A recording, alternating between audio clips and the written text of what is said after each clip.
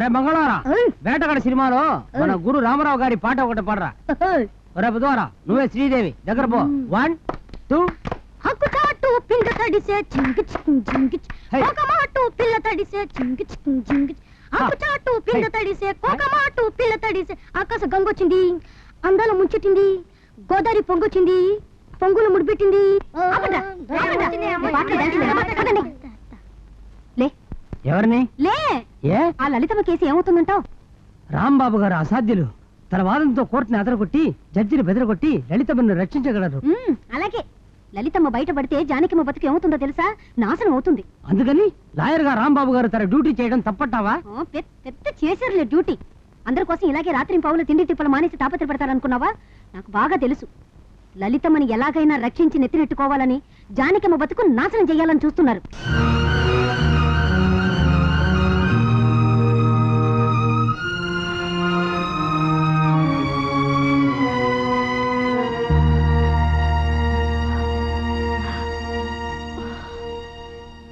Aunty aunty ఏమిటి?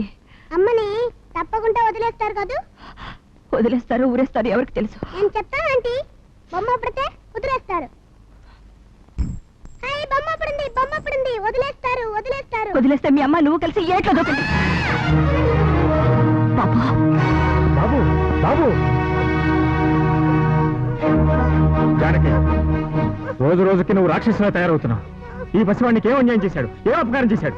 ఎందుకు ఇలా హింసిస్తున్నావు? హింసించేది నేను కాదండి, వాడి అమ్మ మీరు అంతా అంతా నన్ను హింసిస్తున్నారండి. నెలలు నిండిన నన్ను నవ్వుతూ బ్రతకకుండా అనుక్షణం కుమిలిపోయేటట్టు చేస్తున్నారు. నేను ఇలా బ్రతకడం కంటే చావడం మంచిదండి. జానకి, నీలో ఆలోచన విచక్షణ జ్ఞానాలు నశించిపోయాయి. నువ్వు మనిషిగా ఆడదానికే ప్రవర్తించలేదు. వీడిక్కడే నీ కళ్ళ ముందే ఉంటే నువ్వు చంపుతావు. విన్నావా బాబాయ్, విన్నావా? ఆయనే దేవుడు అనుకునే నన్ను ఎన్నెన్ని మాటలన్నారో విన్నావా? నేను మనిషినే కాదట, నాకు మనసే లేదట. ఆయన ఇలా మారిపోవడానికి, ఆయన నాకు దూరం కావడానికి కారణం రాక్షసే బాబాయ్. జానకి, ఆపు నీ వాగుడు. ఒకప్పుడు ప్రతి ఒక్కరికి సహాయపడుతూ ఊరందరి చేత దేవత అనిపించుకున్న నువ్వు ఈవేళ నీ చెల్లెల విషయంలో ఇంత రాక్షసిగా మారిపోయావు అంటే కారణం నీకు నిజం తెలియకపోవడం. తన బ్రతుకును తగలెట్టుకుని నీ జీవితానికి వెలిగిచ్చి వెళ్లిపోయిన ఆ చిట్టి తల్లిని నువ్వంత మాట అనగలిగావు అంటే కారణం నిజం తెలియకపోవడం. ఆ నిజం ఏమిటో తెలుసా? అసలు ఆ రాంబాబు భార్య స్థానంలో ఉండవలసింది నువ్వు కాదు, నీ చెల్లెలు లలిత. ముద్దాయి లలిత ఒక ఆడదిగా, ఒక అమ్మగా తన ప్రాణం తన బిడ్డ ప్రాణం రక్షించుకోవలసిన పరిస్థితులు తప్పనిసరి ముద్దాయి తన్ని చంపడం అనివార్యంగా భావిస్తూ అది నేరంగా పరిగణించరాదని నమ్ముతూ ముద్దాయి లలితను నిర్దోషిగా నిర్ణయించి కోర్టు వారు విడుదల చేస్తున్నారు. కానీ నీ చెల్లెలు తన ప్రేమని, తను ప్రేమించిన మనిషిని, తన బ్రతుకును కూడా త్యాగం చేసింది. త్యాగం అనేది ఇంత గొప్పగా ఉంటుందని నువ్వు కల్లో కూడా ఊహించుకోలేవు. నీ పెళ్లికి చాలా కాలం ముందే లలిత రాంబాబు ప్రేమించుకున్నారు, పెళ్లి కూడా చేసుకోవాలనుకున్నారు.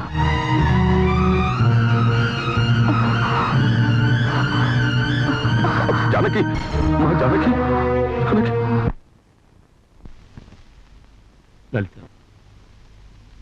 పంపిస్తాను మాట ఇచ్చాను కాబట్టి పంపిస్తున్నాను. కానీ అందుకు నా మనసు ఒప్పుకోవటం లేదు. రాంబాబు, కొన్ని పరిస్థితుల్లో మనిషి మనసును చంపుకోవాలి, కొన్ని జ్ఞాపకాల్ని శాశ్వతంగా మర్చిపోవాలి. మర్చిపోవటం సులభం కదా లలిత. నిన్ను నీ త్యాగాన్ని ప్రేమించి నేను ఎలా మర్చిపోగలను చెప్పు? ప్రేమించటం అనే ప్రసక్తి తెచ్చావు గనుక చెప్తున్నాను.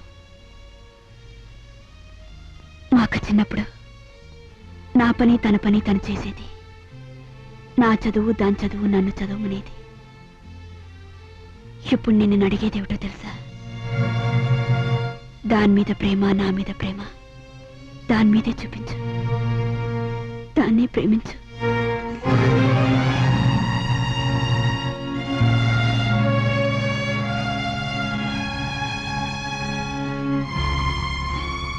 అలాగే లలిత, అలాగే.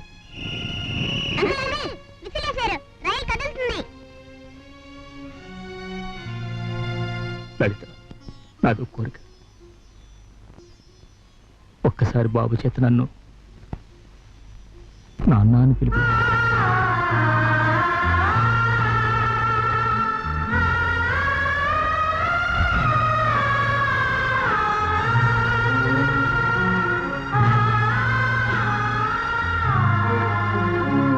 బాబు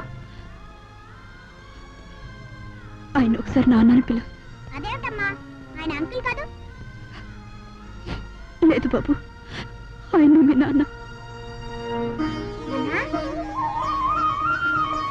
బాబు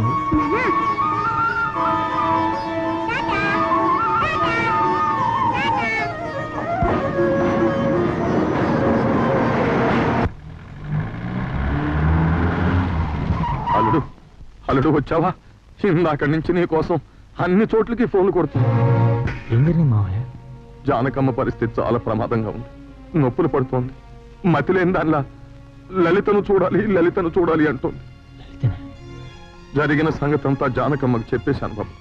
మావయ్య వస్తే తప్ప నేను బ్రతకను. మిస్టర్ రాంబాబు, మీరే ఆవిడకి ఎలాగైనా నచ్చ చెప్పాలి. అంతవరకు మేమేం చేయలేం. ఏమండి, నేనెంత పాపిష్టిదానో నాకు ఇప్పుడు తెలుస్తుంది. ఇంతకాలం నేనెంత రాక్షసులా ప్రవర్తించానో నాకు ఇప్పుడు అర్థమవుతుందండి. నా చెల్లెలు లలిత నాకు జీవితం ధారపోసిన దేవతని నాకు ఇప్పుడే అర్థమైంది. దాన్ని ఒక్కసారి తీసుకురండి. అది క్షమిస్తే తప్ప నేను బ్రతకను, నా బిడ్డ బ్రతకను. ఈవిడ మానసిక పరిస్థితి కుదురు పడితే తప్ప ఈవిడ డెలివరీకి కష్టం, ప్రాణానికి కష్టం. డాక్టర్ ఏవైనా సరే ఈవిడ తీసుకురామనే మనిషిని తీసుకొచ్చి తీరాలి. అలాగే డాక్టర్, అలాగే.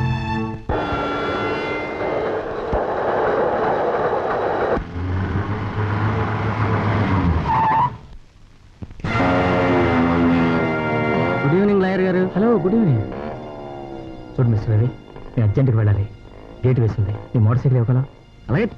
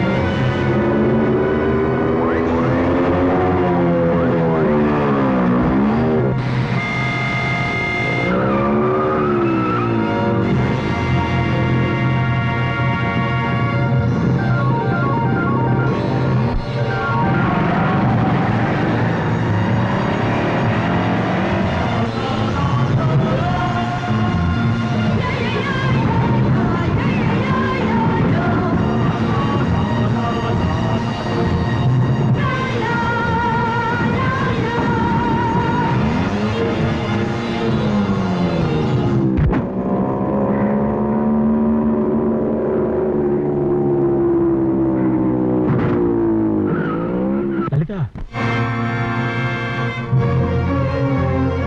లలిత జానవి పరిస్థితి చాలా ప్రమాదకరంగా ఉంది. నేను చూడాలని కలవరిస్తుంది. నువ్వు రాపితే మనకి తగ్గదు. త్వరగా ఫోన్ చేయి. డాక్టర్, ఆవిడ ఆడపిల్లని ప్రశ్నించింది. బిడ్డ క్షేమం, కానీ తల్లి పరిస్థితి ప్రమాదంగా ఉంది. జానకి, ఎవరు వచ్చారు చూడు.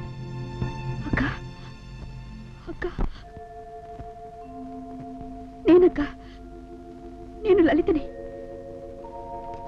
అక్క, లలిత అక్క, వచ్చావా?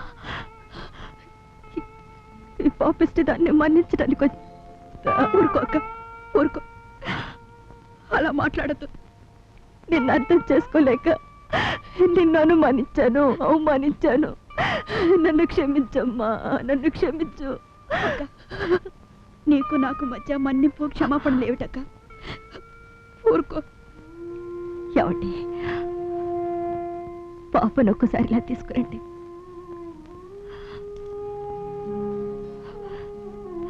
పాపని లలితకివ్వండి. లలిత, లలిత, తల్లి లేని లోటేమిటో నీకు తెలుసు, నాకు తెలుసు. దీనికి ఆ లోటు రాకూడదు. నా బిడ్డ తల్లి లేని బిడ్డ కాకూడదు. దీనికి నువ్వే తల్లివి కావాలి అక్క. లలిత, ఆయన మనసులోకి బ్రతుకులోకి మధ్యలో వచ్చాను, మధ్యలోనే వెళ్ళిపోతున్నాను. ముందుగా వచ్చిన దానివి చివరిదాకా ఉండాలి.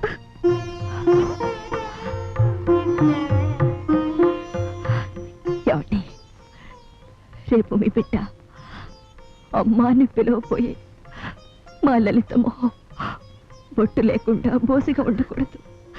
అందుకే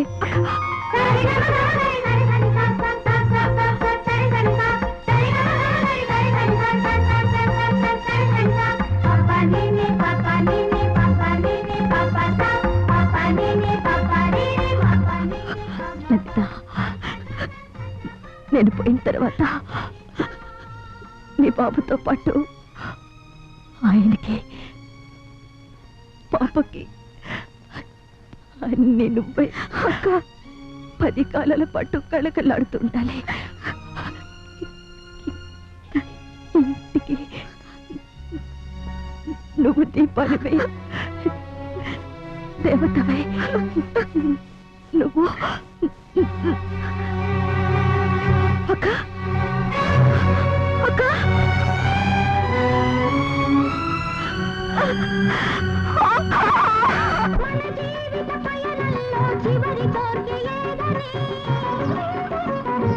ఒకరి కన్న ఒకరు ముందు కన్ను మూసి వెళ్ళాలని, మరు జన్మకు కలవాలని,